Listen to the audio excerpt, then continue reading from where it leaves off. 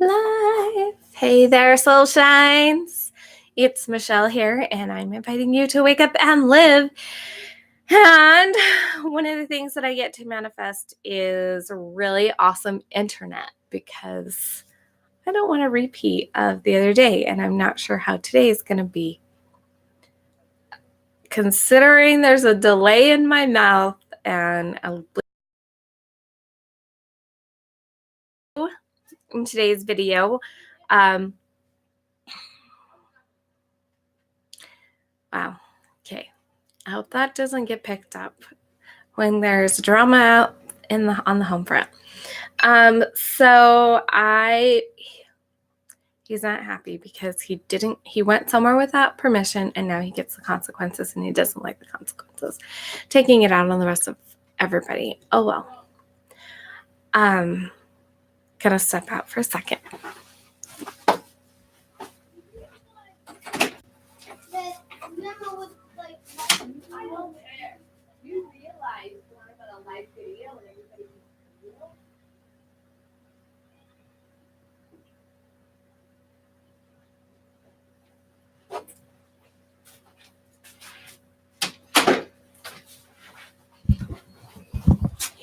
So sorry. Okay, so that's one of the disadvantages of live.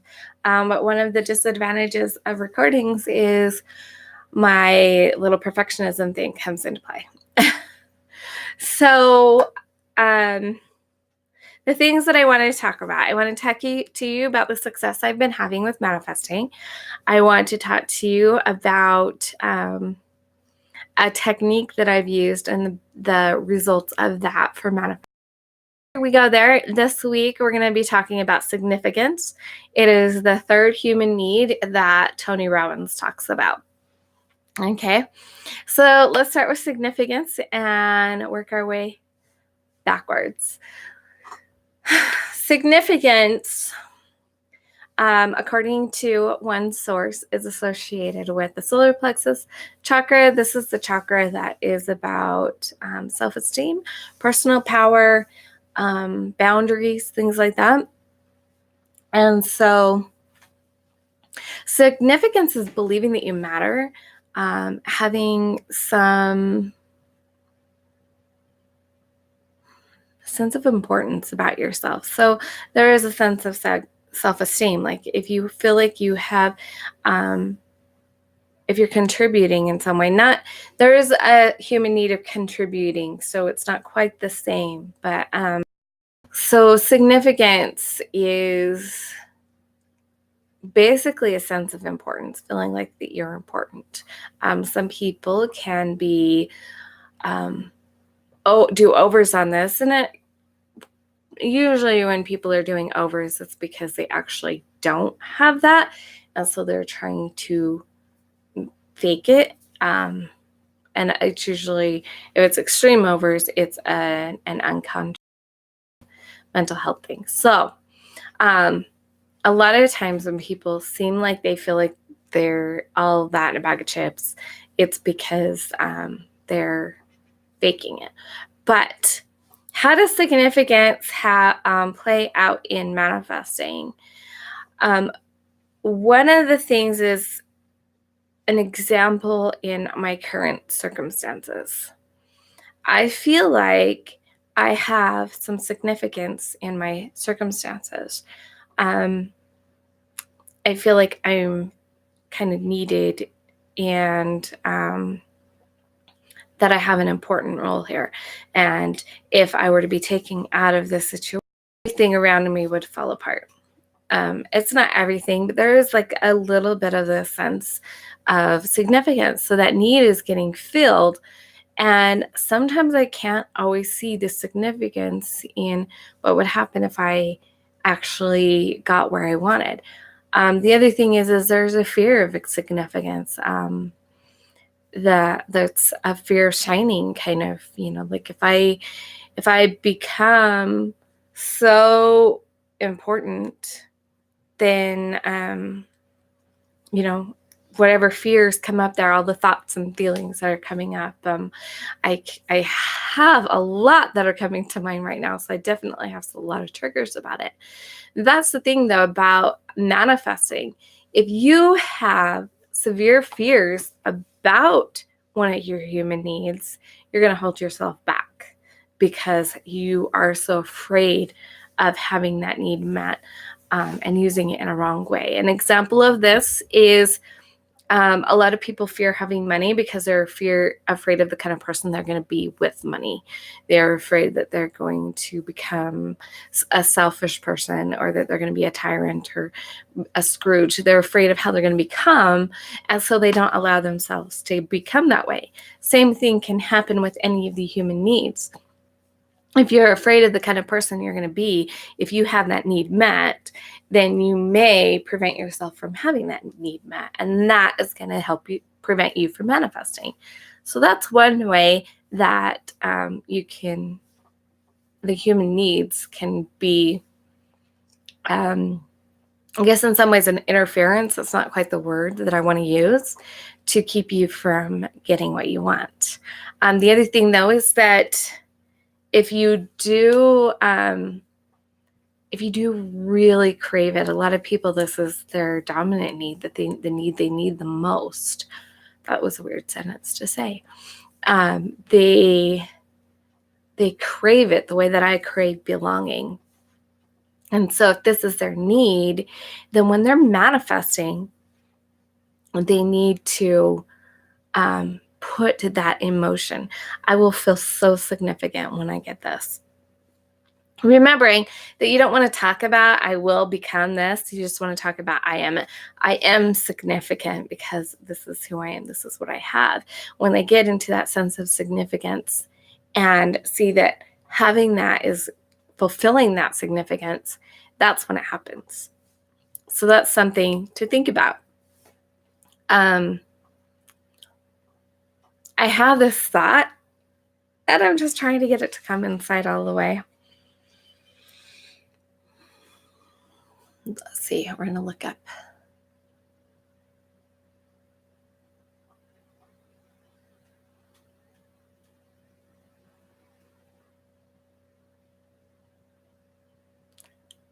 It's a masculine energy. Reading about the chakra booster perspective, Vicky, I can't remember her last name. I can never remember her last name. It's like Howie or Howell or something like that. It's HOW something. She talks about, she put them within the chakra system, and one of them is talking about like certainty is a masculine thing, whereas the uncertainty variety thing is feminine. The same thing goes with this sense of significance. Significance is a masculine need. And so a part of balancing your creations is recognizing that there is a masculine side to it and a feminine side to it. And in this sense, it's the significance of it. Looking at your life and seeing, where is your sense of significance being filled? I feel like I have a significant role in a particular relationship, and that if I'm not in that relationship, then I lose my sense of meaning in life, my sense of purpose. And that can hold me back from creating what I want. So recognizing that, I can then take and use the different tools that I have, both for healing and for manifesting, to change things. So that takes me into the tools. I have a Facebook group. I'm renaming it, but I'm not quite sure what to rename it. And maybe I'll play with the Soulshine theme, because like I have, my website is Soulshine Events, and my YouTube is Soulshine Michelle, and my business's official name is Soulshine Live. So maybe I'll play with the Soulshine Live, which is my Facebook page, and do Soulshine transformations, because I don't want to make it too big,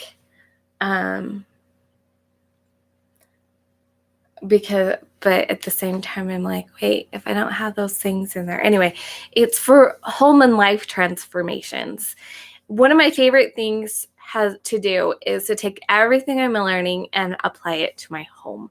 The energy work I do with people, I look and do with my homes. I've always done that. I remember a long time ago when I first went to college, when I first graduated from high school, somebody was in interior design class, and I just thought it was incredible. And I thought, oh my gosh, that is so fun. They had the blueprint that they were making for their class and everything. And I was just like, oh my gosh, that's so incredible. But I could never do that. It was one of my first thoughts. And then we watched some of the design shows that were on TV for a while with the different contests, when they had the two families going against each other. And I was fascinated by it and I loved it. And so there's something about the homes all along that's been important to me, even including a study of feng shui for a while. And I did eventually go to interior design school, found out that it wasn't that hard, and drafting was super easy for me. So it was pretty cool. And so I've always applied stuff to my home. Well, recently I did a technique, and my Facebook group is kind of where you can follow really what's happening in my home. The things that I'm actually doing in my home. It's an encouragement to help other people do similar things in their home, but it's not just about doing things in my home, but checking into the patterns of my own life. So I did this technique that I set an intention that I was going to know what I needed to clean up in my home in order to get some clarity in my life and in my business, but especially in my business with my message. And as I did this process, I came up with an area, and it's been pretty incredible. I started cleaning up the area in my home, which is actually in my room, addressing some things. Like I even have like some puzzle stuff that it's been really fun to see the correlation as I've been thinking about the patterns and thinking about how they play out in the rest of my life. It's been really incredible. And one of the things that happened from this is the clarity that I got, because that was my intention, right? To see clarity.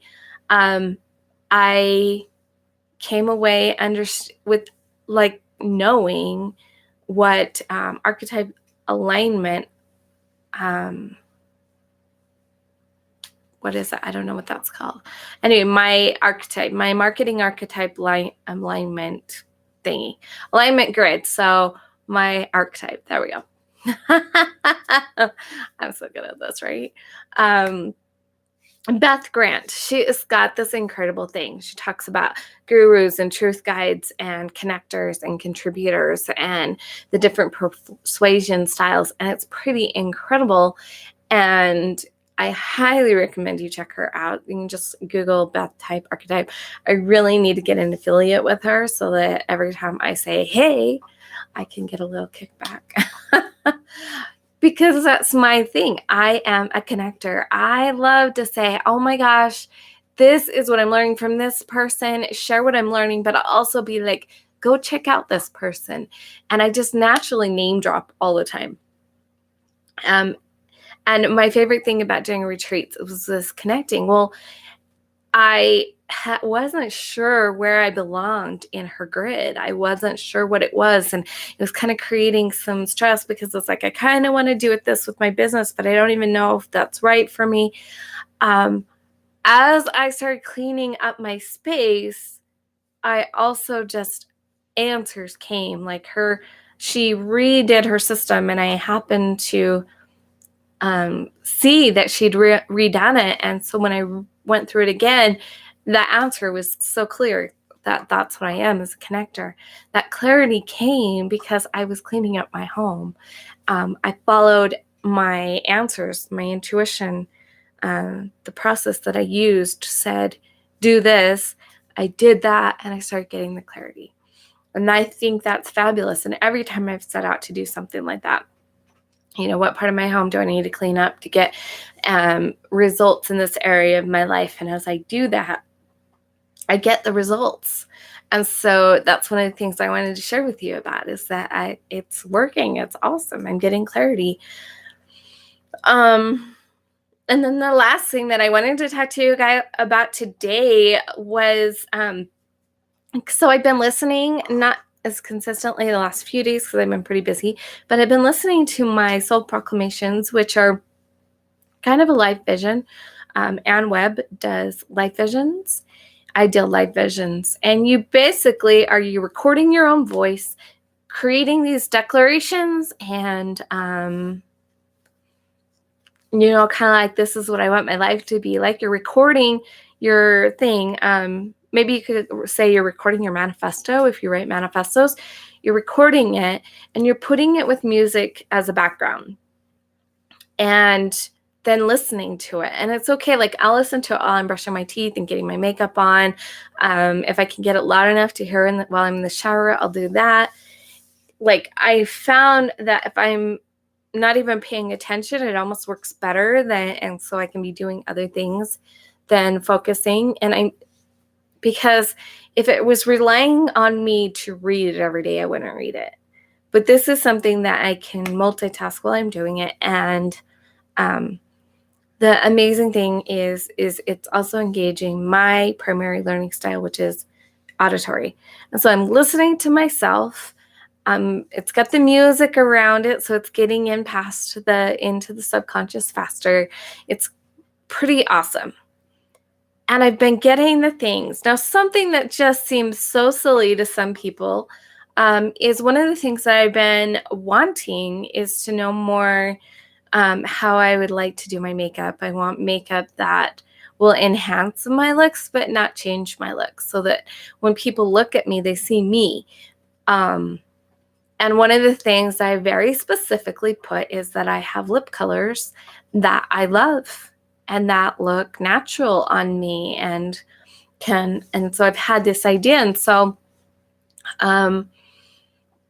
probably 2 weeks ago, I found one lip color that when I put it on, it looks like almost like the same color as my lips without lipstick on.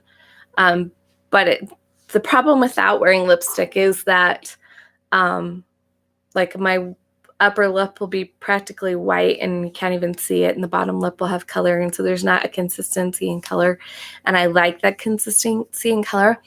And so I like wearing this color that's almost the same color as my lips, and it looks so natural on me and nobody would even know unless you look closely that I was wearing lipstick. And so I like it.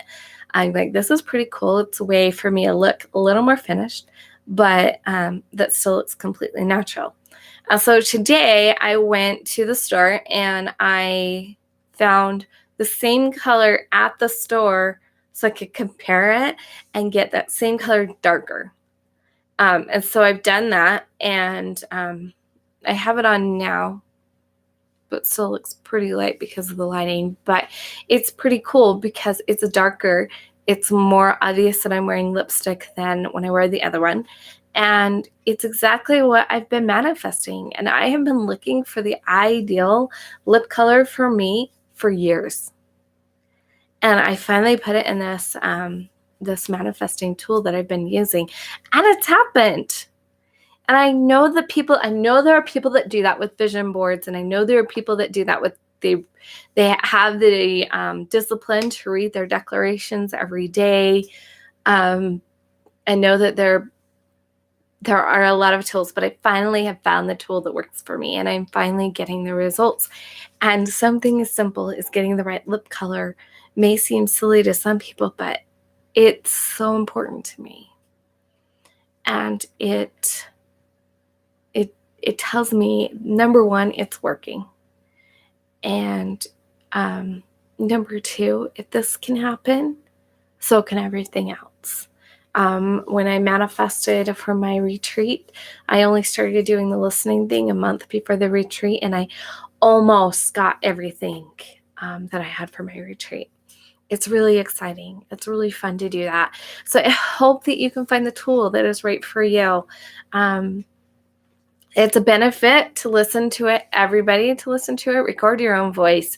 You have authority in your life. So when you listen to your own voice, you give yourself authority. Listen to it while you're doing other things. If you are kinesthetic learner, it's perfect because you put it on and you start doing your dancing. If you can pick up a little bit more upbeat music behind it. You don't want anything with words to distract from what you're saying. But if you could put a upbeat music so that you can dance to it or something, that would be awesome. If you go walking or go to the gym while you're listening, that totally works for kinesthetic learners. Other things are listen to it while you're looking at your vision board. If you're a visual learner, like the more we can bring it in all together, the better. That doesn't mean that I'm perfect at it, but find your one that is the most important. And then use these others if you can to support it. So if you're a visual learner, have images up around that remind you of what you're creating and how powerful you are. Okay, so that's what I wanted to share with you guys today. Thank you for letting me share. I'm really excited about the clarity that I have, and knowing that the kind of events that I want to do are ones where I feature, I don't mind presenting myself. I think it's kind of fun to present, but I love bringing people together.